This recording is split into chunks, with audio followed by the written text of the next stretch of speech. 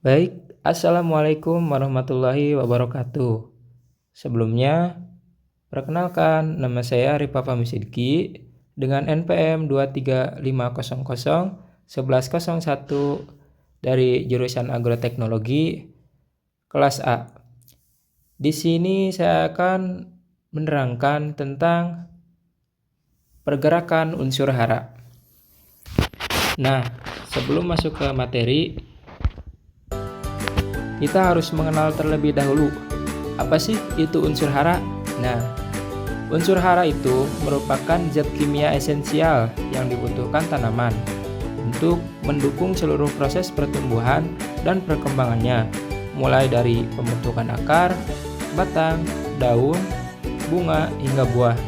Nah, unsur hara ini berperan penting dalam proses fisiologis seperti fotosintesis, respirasi, pembentukan protein, enzim, dan hormon yang menentukan kelangsungan hidup pada tanaman. Nah, selanjutnya apa sih fungsi unsur hara? Nah, fungsi unsur hara itu berbeda-beda, namun saling melengkapi. Misalnya, nitrogen. Nitrogen ini berfungsi untuk pertumbuhan daun dan batang. Kalau fosfor itu membantu pembentukan akar dan bunga, sedangkan kalium berperan dalam meningkatkan kualitas buah dan ketahanan tanaman terhadap penyakit. Selain itu juga, unsur lain seperti kalsium, magnesium, dan sulfur juga sangat penting untuk pembentukan jaringan dan metabolisme tanaman. Nah, selanjutnya masuk ke materi utama, yaitu pergerakan unsur hara pada tanaman. Nah, apa sih pergerakan unsur hara pada tanaman? Pergerakan unsur hara pada tanaman adalah proses penyaluran unsur hara dari tanah menuju akar, kemudian ke seluruh bagian tanaman melalui jaringan pengangkut.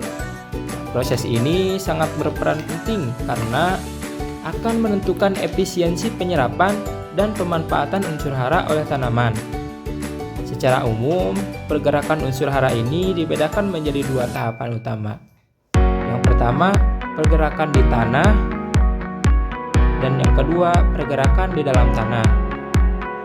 Nah, ini kita akan membahas pergerakan di tanah terlebih dahulu. Nah, pergerakan di dalam tanah ini terdapat 3 cara tanaman untuk menyerap unsur hara melalui akar, yaitu ada aliran massa, yang kedua itu difusi, dan yang ketiga itu intersepsi akar. Nah, untuk yang pertama, aliran massa atau mass flow. Apa sih aliran massa? Nah, aliran massa ini atau yang biasa disebut dengan konveksi itu berbeda dengan difusi karena pergerakannya terjadi oleh adanya perpindahan air atau gas.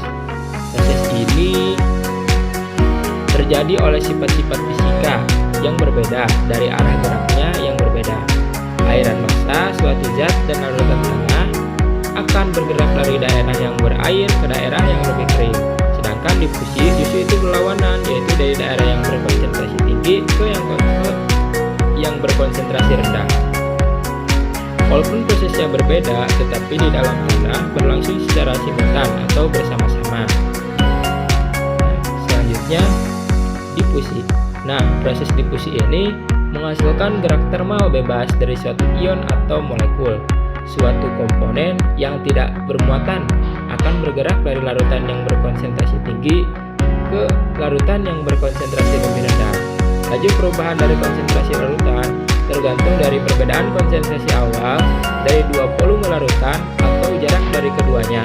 Selain itu juga, laju larutan difusi juga ditentukan oleh temperatur larutan, jumlah aliran per satuan waktu. Selanjutnya yang ketiga yaitu intersepsi akar.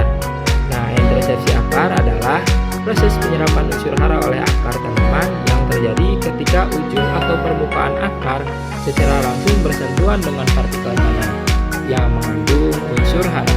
Dalam mekanisme ini, akar tidak menunggu unsur hara bergerak melalui akar atau difusi, tetapi secara aktif memperoleh hara melalui pertumbuhan dan ekspansi jaringan akar ke daerah tanah baru.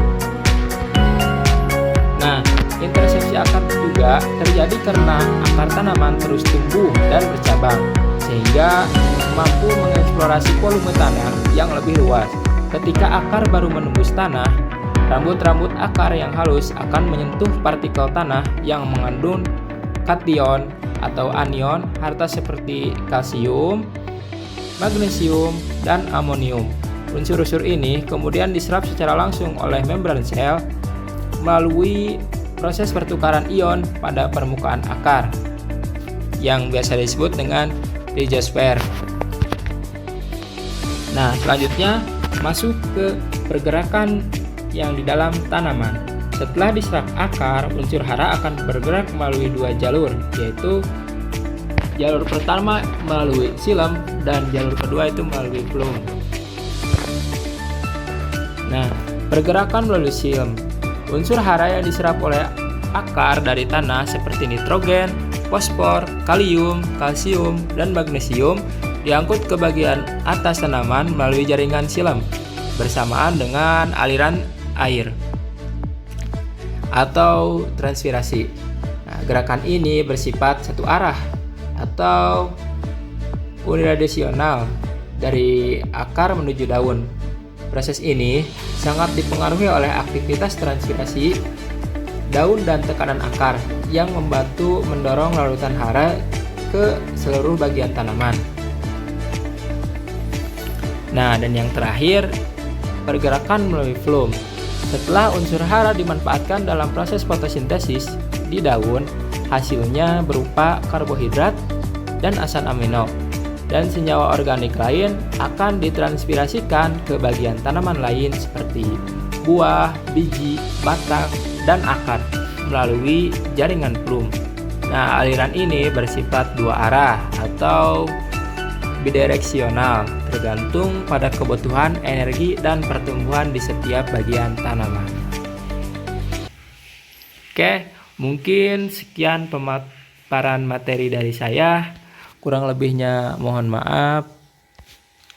Wassalamualaikum warahmatullahi wabarakatuh.